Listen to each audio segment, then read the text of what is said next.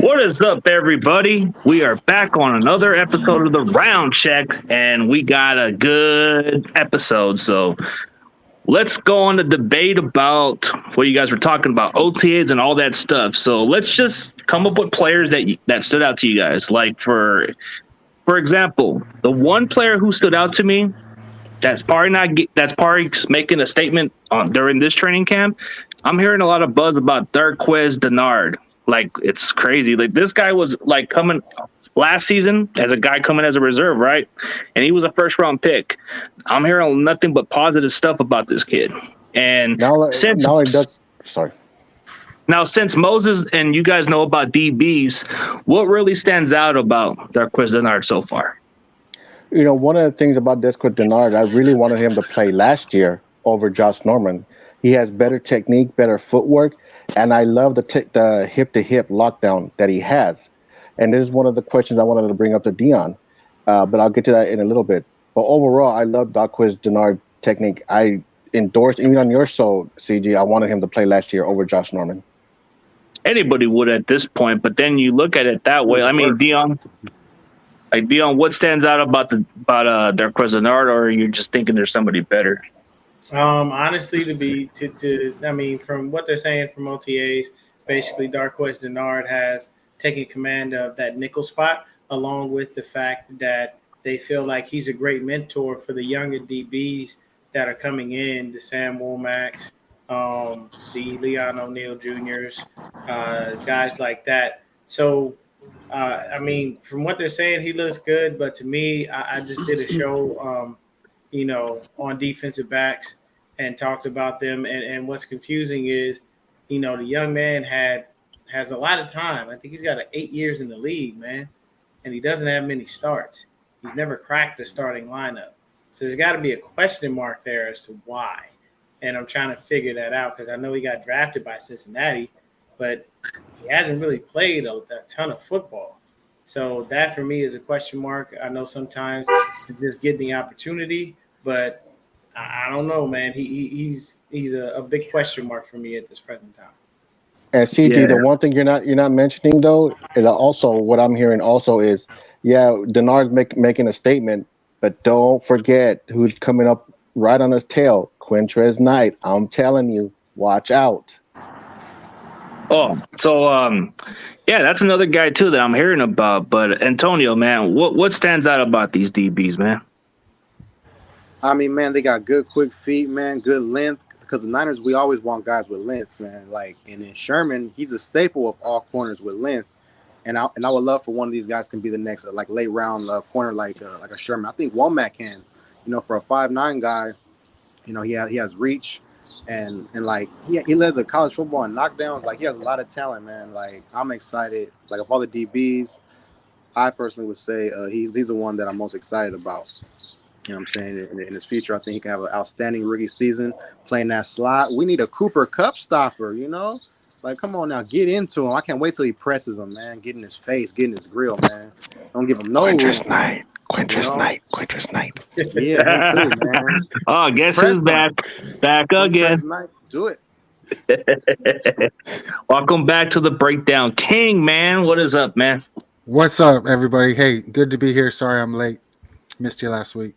It's all good, man. I know it was like a busy week because of the holidays. Everybody was having a good Memorial Day and all that stuff. But, man, so speaking of DBs, man, since you do breakdowns on a lot of different stuff, what stood out about Darqueze Dennard and those other players that you checked out, man? I mean, Darqueze has, position versatility and experience, right? With that said, I think it's his job to lose. But guys like Quintrez Knight, really stick out to me as far as a lot of potential. Diamador, Lenore, some of these guys that we're kind of maybe sleeping on. There's so much depth in the Niners room. If Verrett's healthy, what do you do with Ambry Thomas? I mean, he's a guy that can be real sticky in man coverage. So I think that room went from being, kind of suspect to being, a room loaded with talent where the, Niners coaching staff has some tough decisions to make. I'm a big Quantrez Knight guy. And for me, you can't really get rid of that young talent to keep around a vet that, is of equal ability. So that's kind of where I'm sitting right now. I think training camp's going to be fun to see how it all shakes out. So what do you think, Melissa, about the DBs? I'm waiting until further down the line to make an opinion, because there's always early camp stories where we hear guys are good and then later on we're all fooled. So I'm holding my opinion. Okay, but Antonio, you were onto that topic and then it just cut off, man. What were you going to say about it?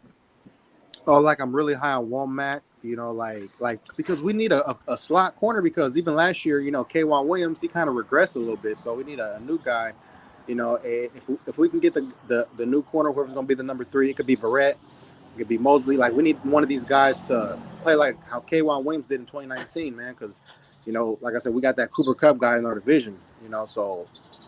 And there's other teams with 3 wide receiver sets. You need 3 really good wide receivers in a pass-happy offense NFL, So at the end of the day, we got so much depth. I've never seen this much talent in the cornerback room for our franchise history, like never, I mean, we had Nate Clemens, Walt Harris, Shante Spencer, Carlos Rogers, Terrell Brown, Chris Culliver. Those were like good, solid to good, But this has a chance to be even better than that, So I'm excited about this whole room, though, cornerback room.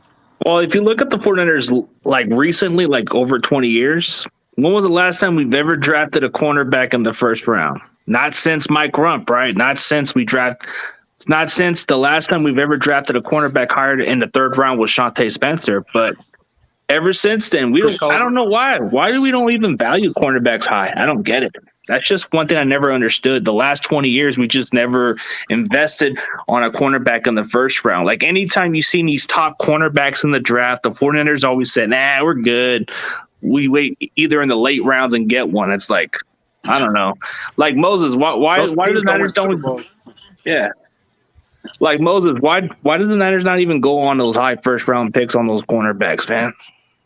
You know what? That's a very great question, and I still can't answer that. I mean, there were a lot of DBs in the past drafts that could have got picked up, but we didn't go for it for some reason. I don't know why. So I'm still searching for that answer.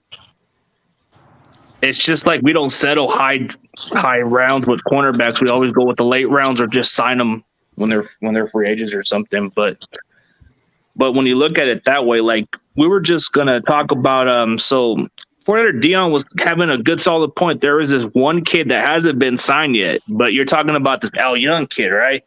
It's crazy that this guy's not even given a chance to even compete for a roster spot, but he still hasn't been signed yet. So you're getting coached by Deion Sanders, and this kid hasn't even got a look. It's really confusing when that happens, especially when you have people who are taught by the best.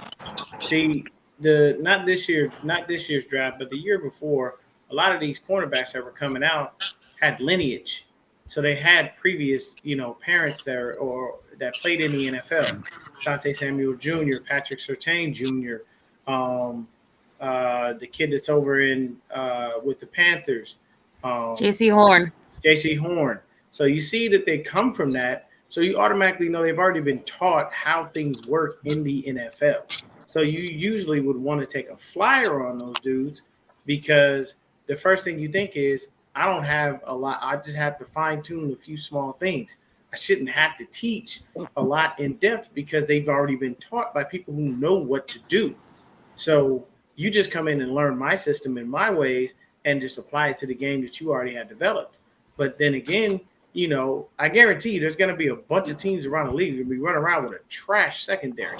And I guarantee you this kid can make them better.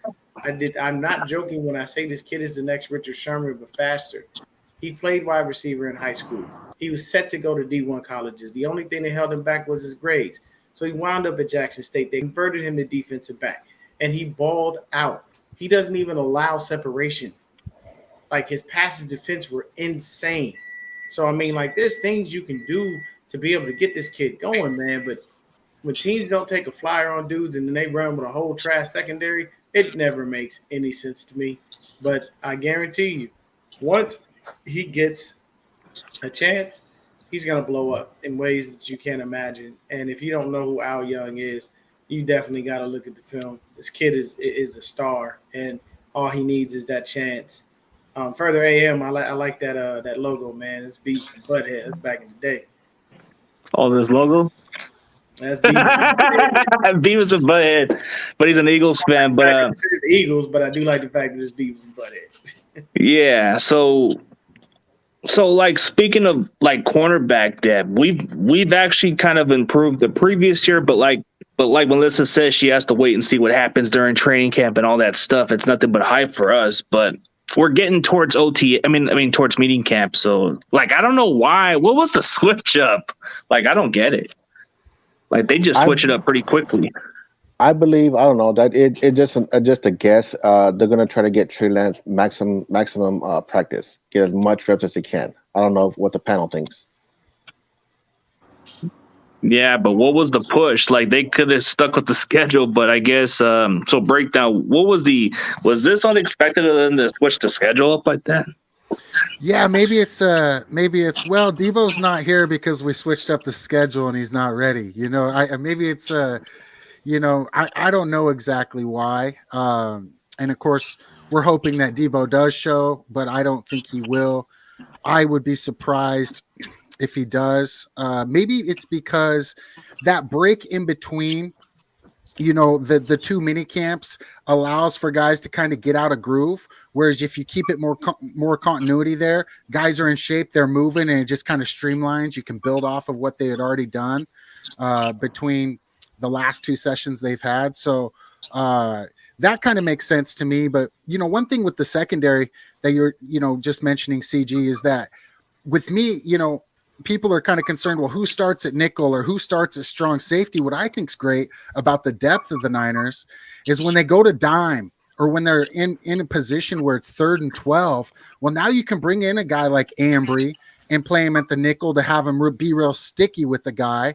Whereas maybe you play a guy on earlier downs that's maybe better against the run. Same thing in the secondary. Maybe you like Odom better in coverage, or maybe it's Tavarius Moore better in coverage on 3rd and long, but Hufanga in 1st and 10 type scenarios. So when it comes to playing against teams with different personnel packages and down and distances, the depth in the secondary allows for a lot of you know, mixing and matching, and really aids, I think, for the Niners if they play it right.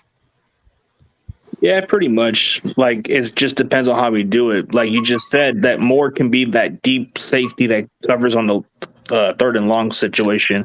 But I think Hufunga's a natural instinct. Like speaking of Tolano Hufanga, he's actually kind of stood out during this OTAs and all that stuff, and it's nothing but positive stuff going forward with this kid. And I want to see what OG's got to say. I mean, he knows DBs, and he can give me a good understanding of Hufanga. Hufanga has got, according to what reports are saying, has gotten much faster. His instincts are just off the chain. But the big question is, when you put that pit with those pads on, is he still going to be the same?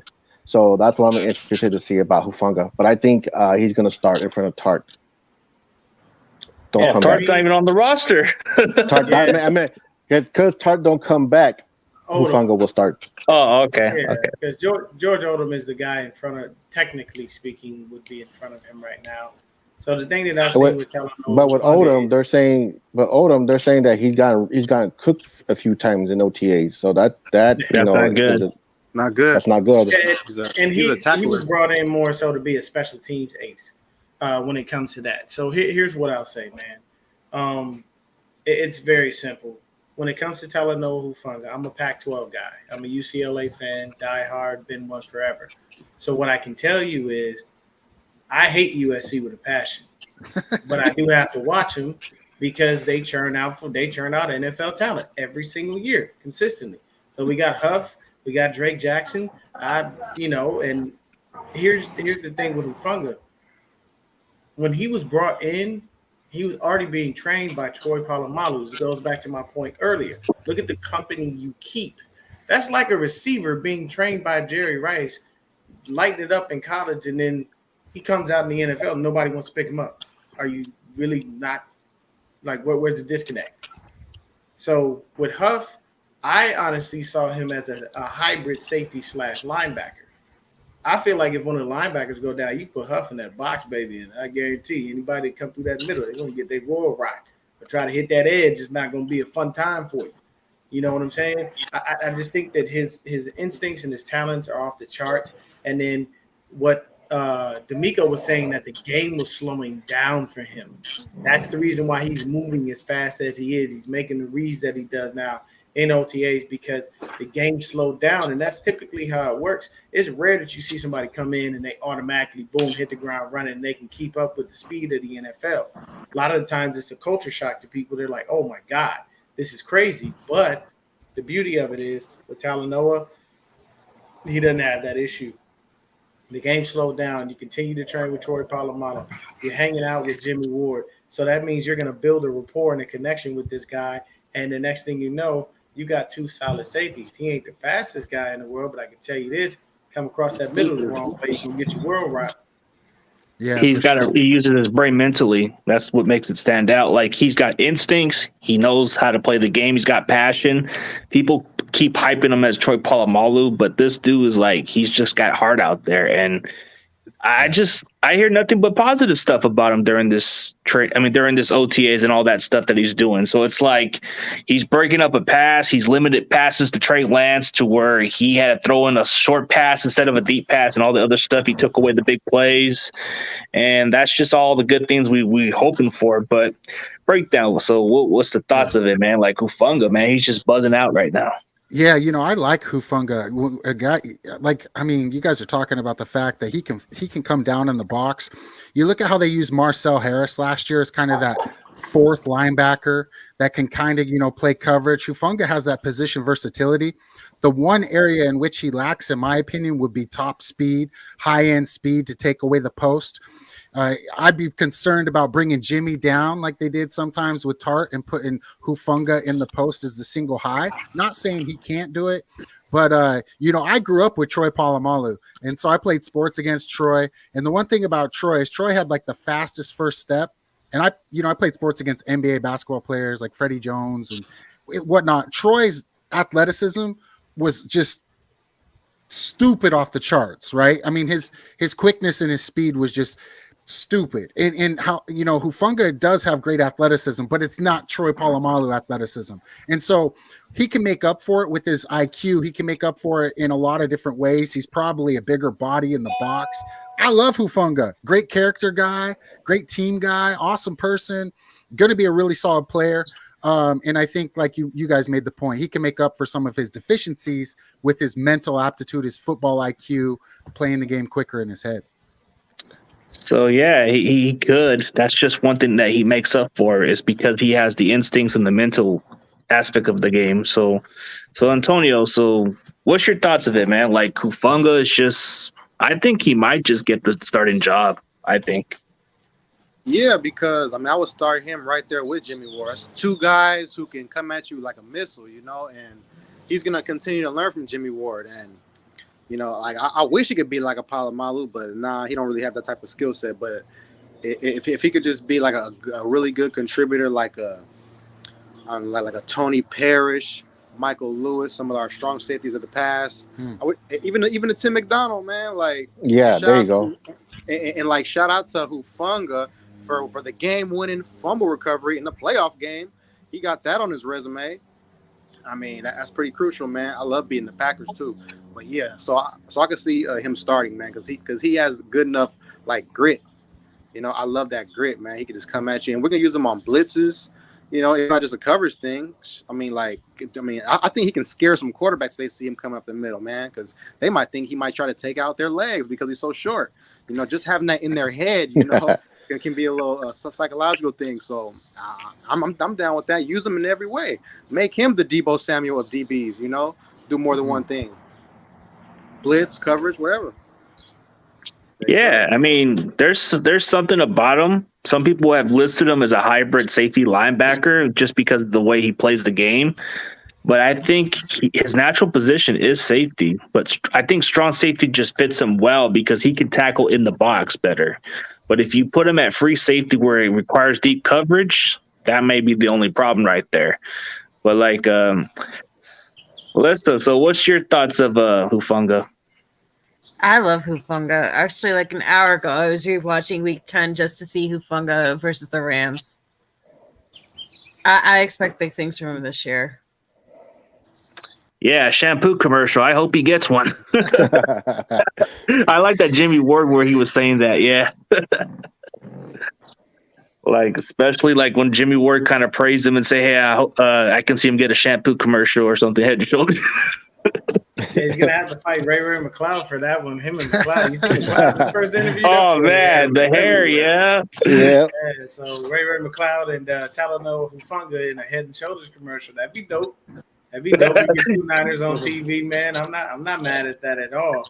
I did want to touch on something. So a lot of people are questioning whether Deebo Samuel will be at the mandatory OTAs. I think he will. Number one reason, can't afford it. You can't afford them fines, man. Like once it starts getting into OTAs and then you get into training camp and all that stuff, I don't care that you don't have a new contract. It's all about if you have the money to be able to sit out like that. And I haven't heard of many endorsements for Deebo Samuel, and it's not to say that he's not worthy of such, but I just haven't seen anything. So my thing is, if you don't have that extra money, get cash flow coming in, you don't have the money to pay those fines, then you're going to have to be there. Even if you don't want to work out, that's fine. I get it. But you're going to have to show up because you can't take the hit in the pocket like that. He hasn't made enough money, and that's where I come in at to say that he will show up just strictly based off of the money that he would lose for not coming. Anything mandatory, Deebo will be there. Anything not mandatory, he's not showing up. And I understand his reasoning. Hey, you want to get your money, you want to get your contract, you want to be paid. I completely understand it. The one thing I am happy about though is that 10 was excused for mandatory minicamp. And I want him to stay away as long as possible. The only reason is take a physical and get the hell out. I don't want Jimmy G was excused from the doctor, so he had to get out of the LTAs. Yeah, pretty much. He did. I don't want him in the building at all because I saw Jack Hammer and Grant Cohn, and what really kills me, and this is just me. A lot of content creators seem to be comfortable with the fact of Jimmy staying on this roster, and I don't understand why. If you look at that from a wide perspective and you take a step back, you'll destroy that locker room immediately. So you cannot do that. If you keep Jimmy here, I don't care if he takes a discount. You cannot do that. If you put him here the minute he screws up, the minute Trey throws an interception, or this doesn't go well, or that doesn't go well, you know what people are going to start doing? We still got Jimmy. It's okay to put him in. Come on, coach. And if Kyle was weak enough to listen to them when they started telling him not to put Lance in and keep Jimmy out there because it's messing with his leadership, then he would do it again. And I don't trust Kyle. So I want to know what you guys think. I personally believe you pass the physical, you get traded or you get cut, but you get the hell on. You don't come in the building, you don't practice, you don't belong here, we don't want you here.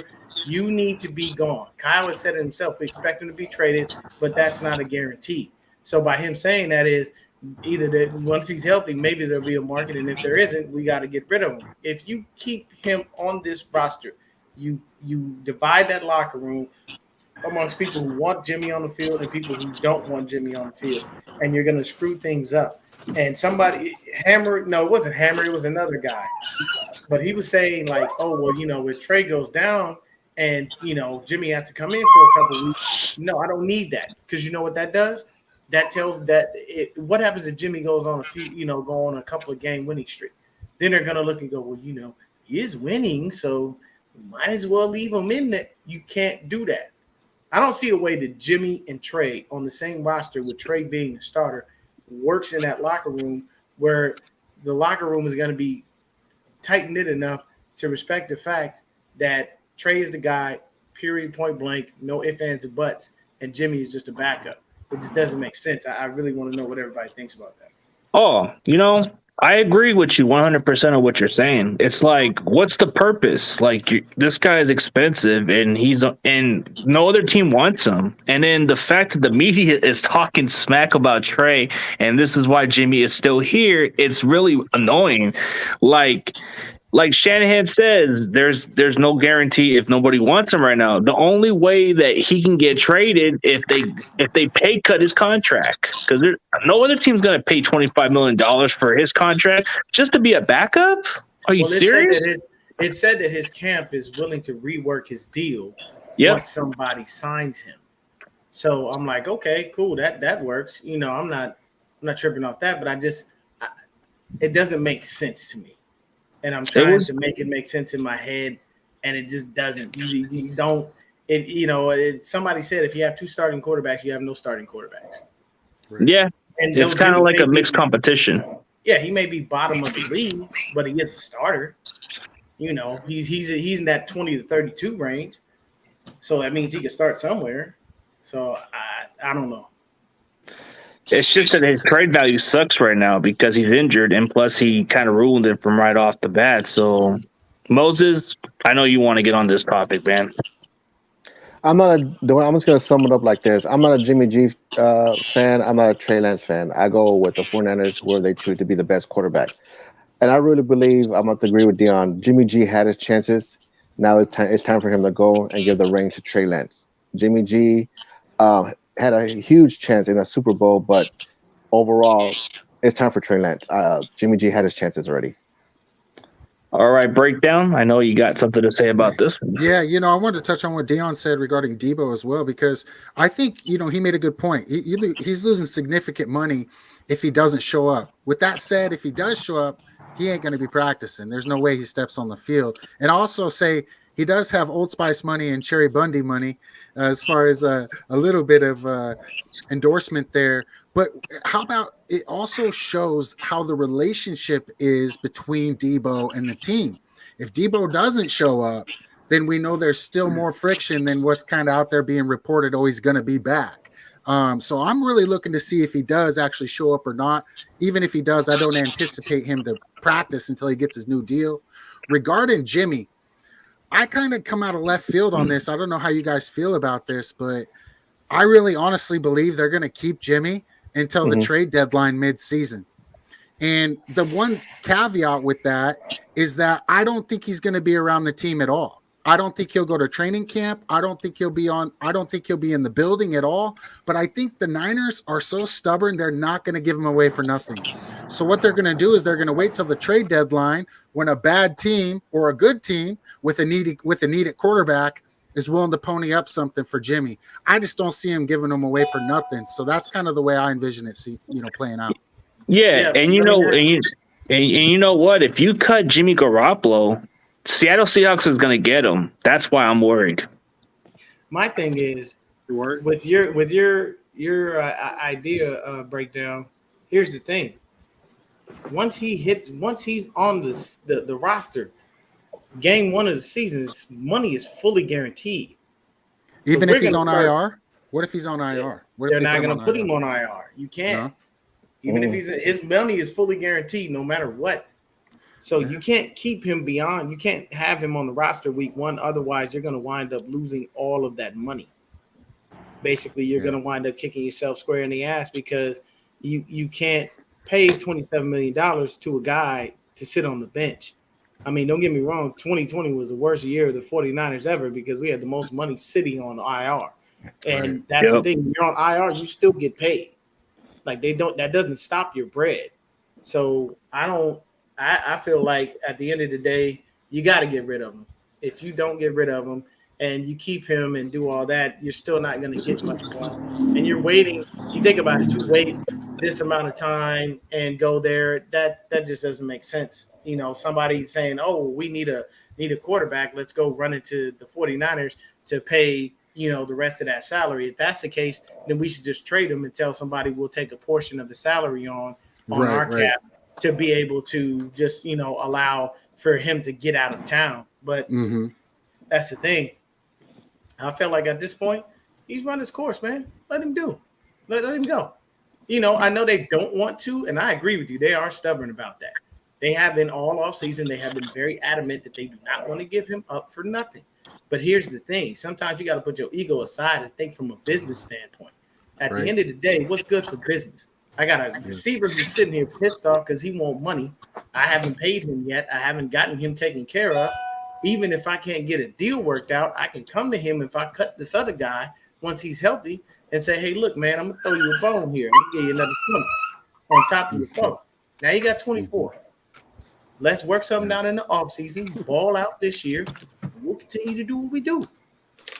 Like, it would make more sense, but I see where you're going, but just you start to basically do what you could have done in a trade. You tell somebody I'll take half of that money, and you take the other half, or hey, look, man, we was gonna lose $7.5 million if we cut him right now.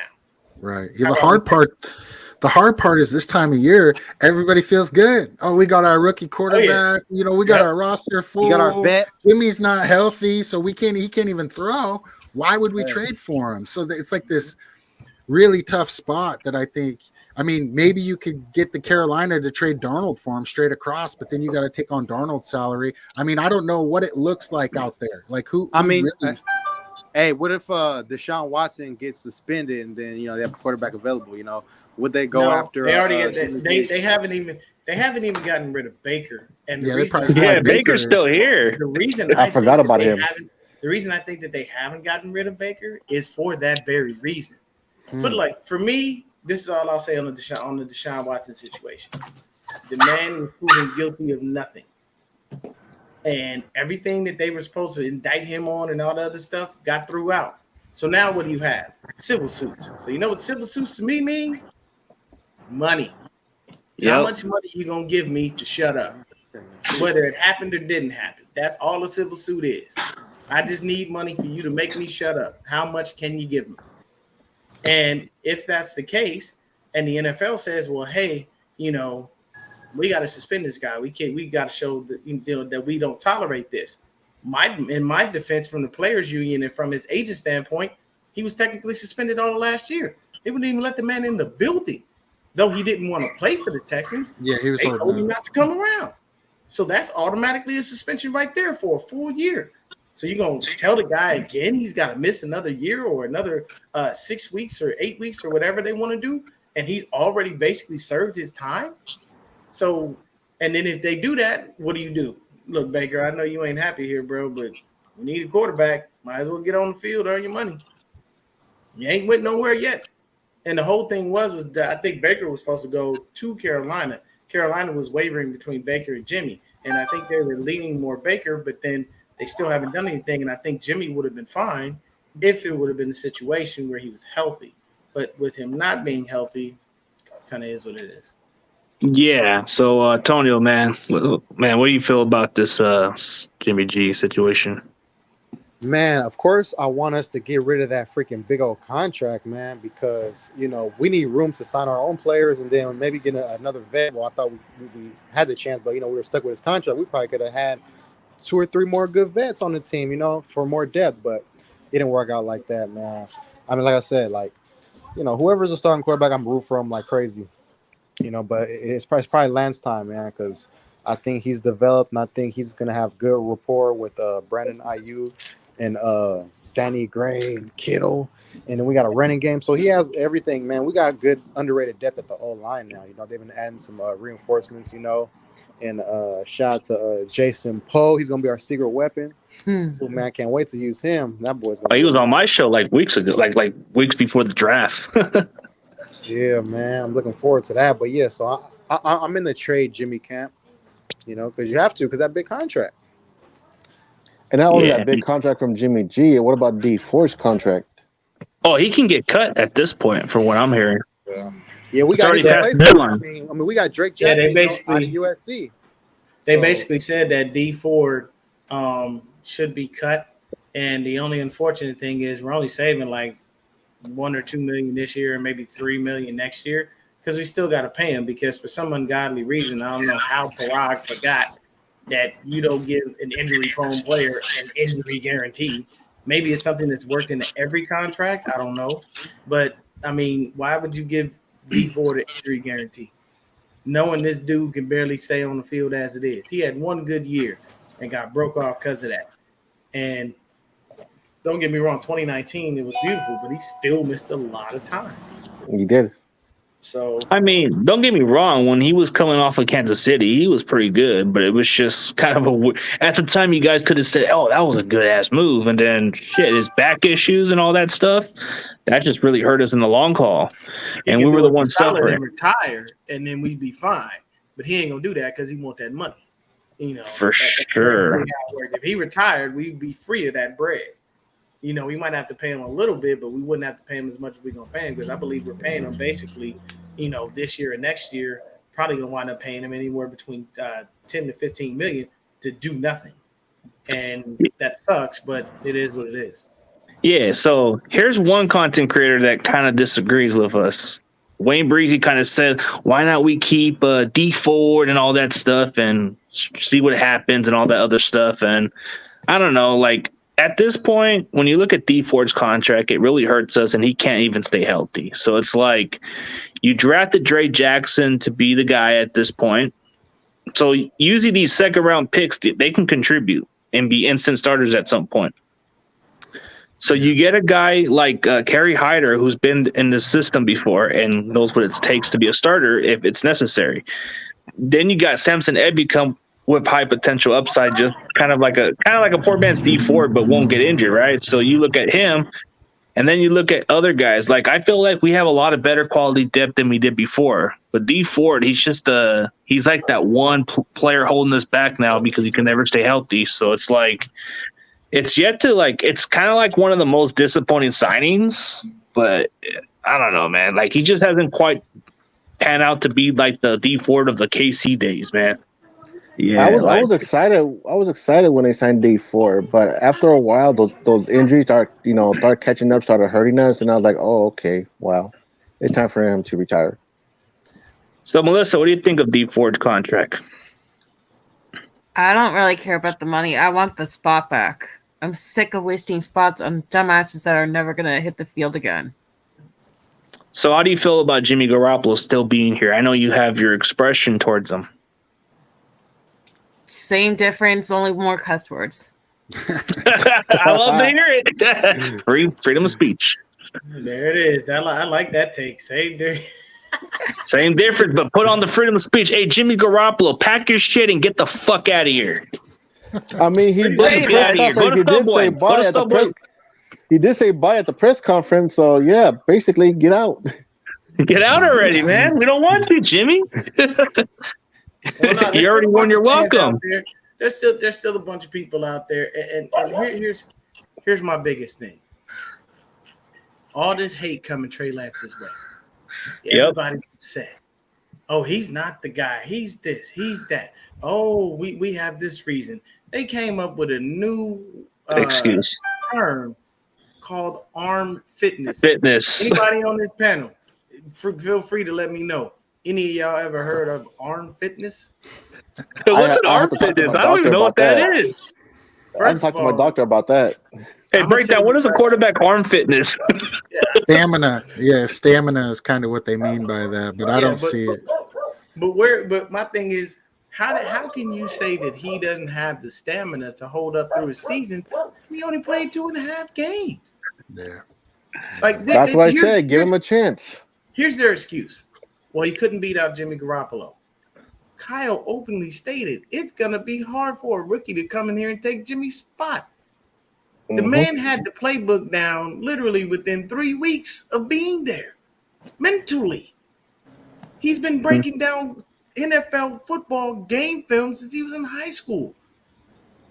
And you have the nerve to go out there and talk crap. And the biggest thing for me, honestly, being black in America, the number one problem that we have is that we don't hold each other down the right way a lot. And it's unfortunate that happens. And people see that. So Acho and Wiley, come on, man. hold your young brother down.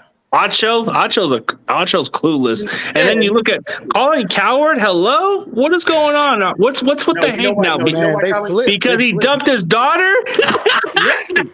That's why he dumped his daughter. That's the bitterness. He's big mad about that. But my thing is, I don't think that you can continue to throw all this hate and this vitriol toward Trey Lance when you haven't even seen the guy play. Colin Cowherd did say that after a while. He said, "Hey, can I just watch him play so I can make a fair assessment?" Joy Taylor even said, "There's the film right there. Watch it." Yeah. Like, what are you doing? Hey, was that really a story? Yeah, no, he wants to see the film, but Joy Taylor said it's right there. I'm talking about dumping somebody's daughter or something. Was that really a story? Because I thought that was bullshit. Yeah. No, that's for real. He was dating Colin Cowherd's daughter, and they broke up. Liv Coward, whatever her name is. Oh, okay. Then I retract my statement. That's bitterness, man. I think he wanted his daughter to marry him because of the money. Yeah. I mean, my thing is, period, point blank, Trey Lance hasn't given you enough of the sample size for you to really pass judgment on the young kid. But I don't hear nobody saying nothing about Zach Wilson. I don't hear nobody saying nothing about Justin Fields. Now, I call him Mormon Wilson. I'm gonna tell you why they say nothing about Zach Wilson, because it's the Jets organization and the Jets are trash, and then that's how they're gonna spin it.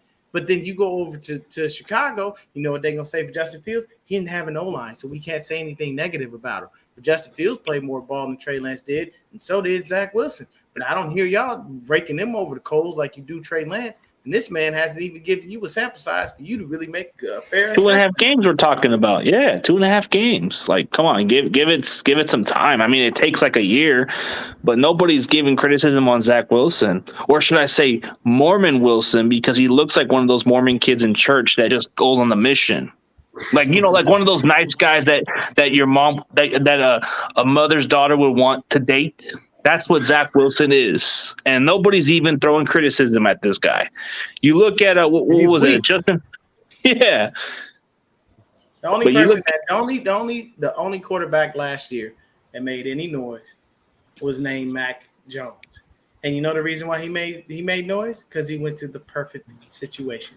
Belichick. Who may have missed when he got drafted by the Patriots is when he hugged Roger Goodell. He said, "This is where I wanted to be anyway." He said that. The camera collect close up on him, and I heard him say it. So, yes, was that the perfect situation for him? Exactly. And we all knew it was easy to beat out Cam Newton. We know the Patriots system is very intricate. And when you have a young rookie coming in teaching you the system, you know your job is in jeopardy. So what do? They say, "Hey, Mac's already picking it up. Forget it. Just let Cam go. Let him do his thing." And it's no disrespect to Cam Newton, but in this situation, kid took the job. It is what it is. You just got to take that L and keep on pushing with life. Yeah, Cam Newton is broken down. He's not the same quarterback like he used to be. But Zach Wilson's not looking good in OTAs, but nobody's giving him a hard time.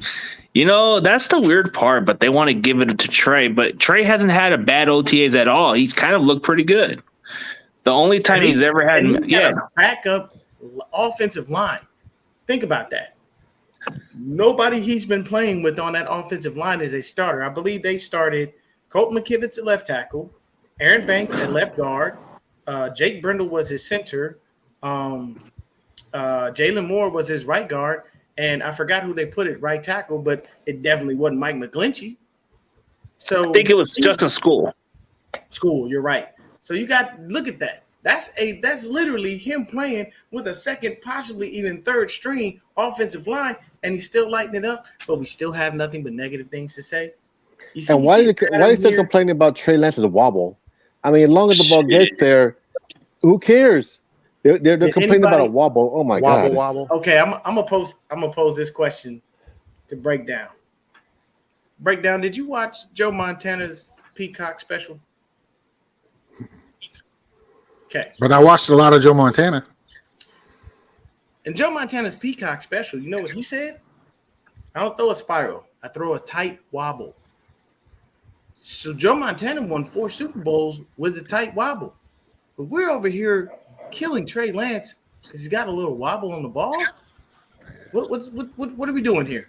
Peyton Manning threw with the wobble his entire career, right? I mean, I think that, oftentimes Yeah, oftentimes they just need hot takes, man. These people are looking for hot takes out there to try to Wasn't Brady generate. throwing wobbles?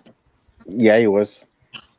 So what's like? I mean, it's I don't rare see the that you difference. somebody that has just a perfect spin and they're throwing spirals all the time. Now, I mean, Warren Moon. Aaron, Warren Moon's my only guy. That's the only guy I remember that just threw a perfect ball every time he threw it was Warren Moon. I mean, Warren Moon, all his butt. Yeah, when Aaron Rodgers throws wobbles and nobody freaking trips about it. Yeah. The only reason they don't trip off of Aaron Rodgers because Aaron Rodgers can throw a bomb like nobody's business. He got arm talent. Yeah, he got arm talent, but what I'll tell you is he can't beat us in the playoffs. I know that much. Oh man, then you got Stafford with the arm talent, but he doesn't. I don't know if he throws like in between kind of Stafford. Yeah, then you got Derek Carr who throws more in between. Not as like he throws wobbly at times. So there's a lot of other quarterbacks. The one that's the question about our fitness is Stafford. Stafford doesn't really throw he can throw a deep pass if he has to, but he doesn't. He's more like a better passer than Jared Goff. That's why they went that direction. So of course you're going to try to upgrade. Yeah, I mean, I'm sorry if you're going to tell me that I have to choose between Matt Stafford and Jared Goff. I'll take Matt Stafford every second of the day. Yeah, there's no reason to go with Jared Goff over Matt Stafford. The only thing that made me laugh was his AT&T commercial where he had his little ode to the Detroit Lions, and then next thing you know, his commercial goes off. I'm like, oh my God, you guys, come on. So who wrote this script? But anybody who comes out of Detroit, they do better. Okay, I'll tell you this with this comment Nighter by Nature, Grant, he is killing Brock Purdy. He is destroying poor Brock Purdy. I'll say that. But that's all I'm gonna say, man. Like it just. Oh yeah.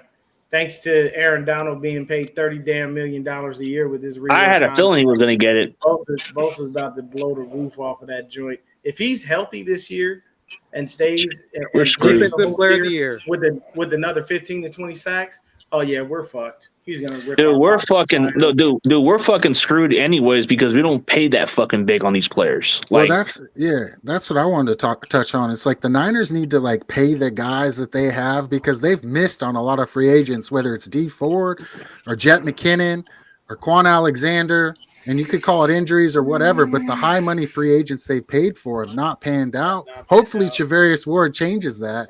But when you have guys like Debo and Bosa on your team, stop playing this game where you're waiting until the beginning of training camp to pay your guys because all this drama is happening in the offseason that doesn't need to happen. And it's not good for team chemistry. So to me, pay Debo now. How is it that the Rams can come up with this money, but we can't come up with the money for Debo now? Right? It just doesn't make sense. And they ain't never got no damn money, and they never got no first round picks, but they always find a way to work it out. So my thing is maybe Parag needs to sit down with Les Snead and figure out what the fuck to do because this doesn't make any sense. I agree with you on They're that. Gonna pay them. You got to start paying these dudes.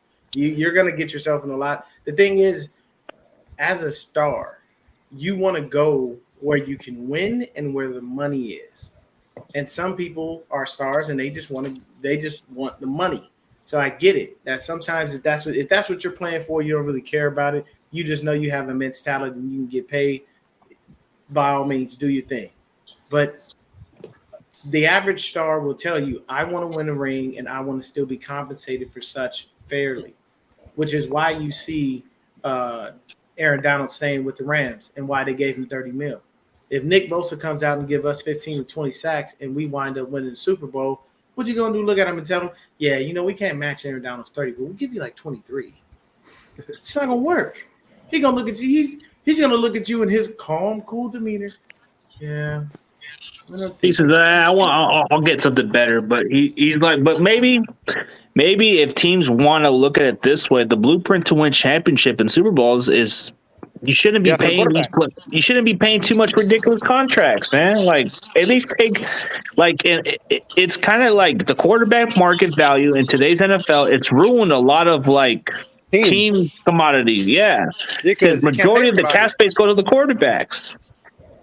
Mm-hmm. Exactly. Yep. Like you look at the percentage of the contracts of the quarterbacks. It's a big chunk of money difference compared to the positions that everybody looks at. Like you look at the edge rushers, right? They're getting in between the mid $20 million range, close to $30 million because Aaron Donald set the damn market. And you look at the wide receivers; they're pushing in between the 28 million or 30 million range, and then you got the quarterbacks going between the 50 mil. You know, it's like, good lord. And for Niner by Nature's comment, rest in peace to Deshaun Watson. Let me tell you something. Deshaun Watson just got a whole guaranteed contract. That man got low money. He ain't worried about none of that.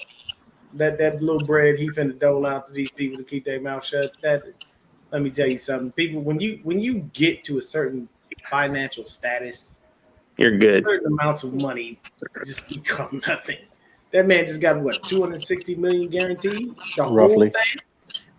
Whole cow, You really bro. think he's worried about dropping off 5-10 million between all of these people to shut him up? I don't think he cares.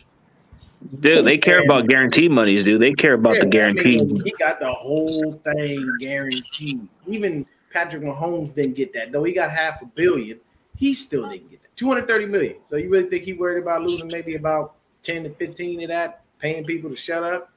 Nah, Not he don't give a damn. He don't give a damn. Man. I mean, he's averaging 46 million a year if we're looking at the contract. They might not be able to keep their DN, Miles Garrett. Never know. That big old deal. Yeah, big contract coming up. Yeah, he gonna have to rework that joint because Miles Garrett, year in and year out, balls out. He does. He is their Nick Bosa. Bosa. You know what I'm saying? He is their Nick Bosa. But he's a tough one too, and he can get pretty physical. But when you look at the Niners situation, we move forward from Jimmy Garoppolo. We have the opportunity to build a team. Trey Lance is like our ticket. He's our ticket right now.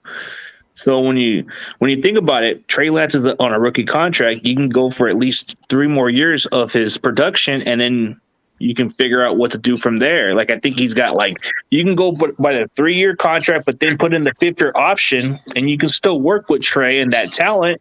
And then as soon as the salary cap kicks in, we start working out a contract in the near future with Trey if he pans out, you know? And which I do believe he will. He will, because he's going to get all the talent. You want to like showcase his deep arm talent, right? Why not get somebody like a Danny Gray? You draft him in the 3rd round. The guy's got speed, and he can give you that big playability. Yeah, exactly. Yeah. I personally think Lance to Danny Gray is going to be like Mahomes to Tyreek Hill. You know, the West Coast version. That's what I think, man. Like, possibility. That boy can take the roof off everybody, man. I'm waiting for that. That's what everybody's been saying all training camp. That dude can fly. Like that's all I hear is how fast he is. And the cool thing is we just got to work on him. Making sure he catches the ball, because I think that was the issue with him in college was his hands. So as long as he starts to secure those passes, we'll be good, because they say he lets the ball get into his body, and we all know when you catch with these, can't catch with your body. I mean, there's only certain times where you're going to be able to pin it. If it's coming over the shoulder or something, you want to keep your arms closed, drop it in, and do it like that. But all I've heard is how fast this kid is. I heard he's just literally taking the top off the defense, and nobody can keep up with him. Yeah, Marquise Goodwin with toughness. And he does have better ball skills as far as his hands go when it comes to catching the ball than Marquise Goodwin. Marquise had a real problem with his hands.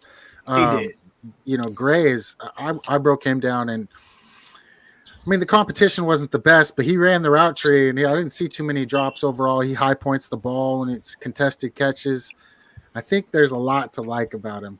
Maybe Deshaun Jackson would be a good, a tougher Deshaun Jackson type. Like the speed and the way he's after the catch, it's off the chain. Oh, dude, Ted Ginn was a good returner, but he was a solid, he was an okay deep receiver, just didn't produce at the next level. But when it comes to kicking returns and all that stuff, the guy was a game changer. Hey, CJ, there's one thing as far as playing a defensive back, there was one thing I was nervous about was going up against a receiver who had that speed. I don't know if you remember him, CG, McKay Christensen, who played for Clovis West. I probably wouldn't know who he was.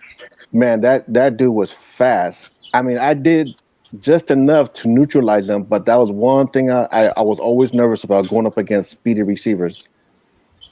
Well, the thing about speedy receivers is they just have that top gear speed, and it's hard to catch, like that track speed. You just can't teach that, and they just have it. So But then when you look, what 49ers breakdown was correct about was the guy he was talking about before Danny Gray was this Tyquan Thornton guy. He even like said it like before the draft that this guy could easily be early draft pick before anybody noticed. And the Patriots got him. And you were really high on this guy. I was. Yeah, I said I drafted him in the third. He ended up going in the second, right? But, you know, the interesting thing, and I think Dion made a great point, and, you know, we heard Jimmy, I don't know if you guys saw when Jimmy was mic'd up, he's like, all right, we got to check out the guys that are fast. He's like, Gray's fast, BA's fast, right? So he's already putting Gray as like the fastest guy out there. There's a lot of guys that run 4.3s, 4.4s when they go to the clock, but it doesn't translate to the field. We're seeing Danny translate it to the field, football speed, where, whoa, this guy is fast. Like there's a difference in this guy. So the fact that his speed translates to me is just awesome because it forces defenses to play you differently. Especially with Trey's arm talent. I mean, geez. Breakdown. What do you think when you put the pads on? That's gonna tell a lot. Yeah, I think it changes a little bit, but that helmet ain't light, you know. And if he's running out there like that already against other guys without pads on, I think he's going to be fine. They don't wear much for leg pads anymore, you know. Shoulder pads. Yeah, that is true. That is true. So I think, you know, I think what we're seeing right now is a really, really good indication. And look, he doesn't have to be a guy that gets a ton of targets. You know, and with Trey's arm talent, those deep balls start to become an option. Or even you put him on the outside on the single receiver side, trips away from him, and now you work those choice routes depending on coverage. And Trey can just missile that thing in there. So I think he provides a lot of depth at the receiver position and options that the Niners haven't really had. Yeah, that's the thing. And that's what we lacked last year because we didn't have that speedy receiver. People were saying, oh, Debo was fast too. But yeah, he did. He was fast too, but he didn't have that world-class speed.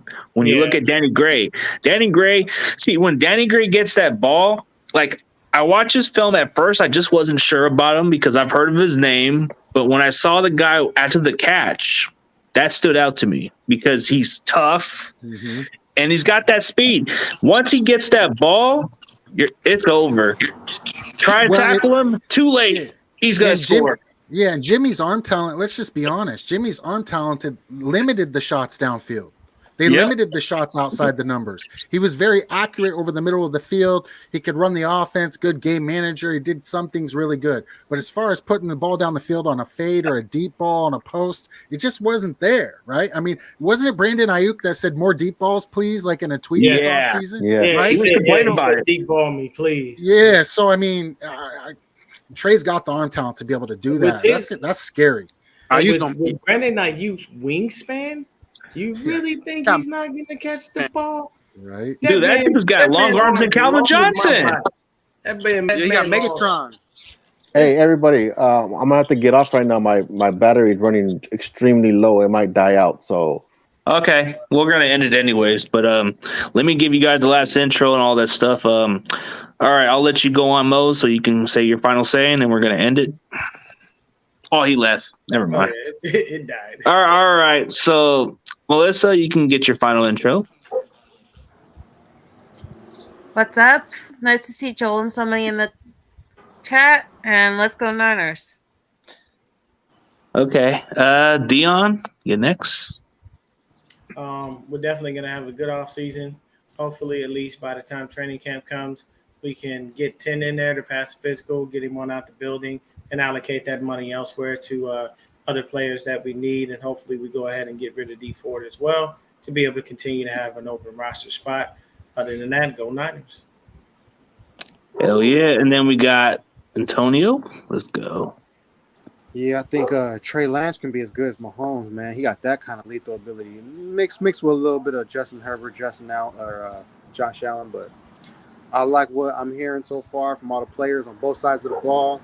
We just added more talent to the trenches, whether it's edge rush, pass rush, offensive line. I love our cornerback situation. So, hey, you guys, subscribe to my channels, 49er King 510 on YouTube and podcast Facts Over Feelings. Thank y'all. All right. And then we got Breakdown, the king of breakdown. Yeah, I think Trey McNabb, Donovan McLance. I don't know. I think he's going to be just fine. You know, interestingly enough, I'm going to do a breakdown tonight on Donovan McNabb because to me, that's the closest guy I can think of, and I'll show why tonight. But the cool thing about Donovan was he only played about 5-6 games his rookie year, and then his second year he played a full season and won Offensive Player of the Year in the NFL. He had a tremendous year, so I think we can be excited about Trey Lance, and yeah, go Niners. Oh yeah, hell yeah! Hey, but we got our Sheamus in the building right there, so that's cool. Yeah, all right, but yeah, you know, it's a great opportunity, but we'll look forward to next week. But yeah, you know, I'm gonna have to check out your breakdown about McNabb. I think there's some good comparisons right there, but this may sound crazy, but I might go a little different. I might say Dante Culpepper when he had the weapons, bro. Remember that dude from the Vikings? Yeah, just maybe Dante Culpepper with more feet, better feet, maybe. I don't know. Yeah, because that arm talent's there, dude. Culpepper was a big body guy. Yeah. But mobile version, if you think about it. Right. Yeah, I like it. And he grew up a Vikings fan, so of course he modeled the game after a guy like him. Right, yeah.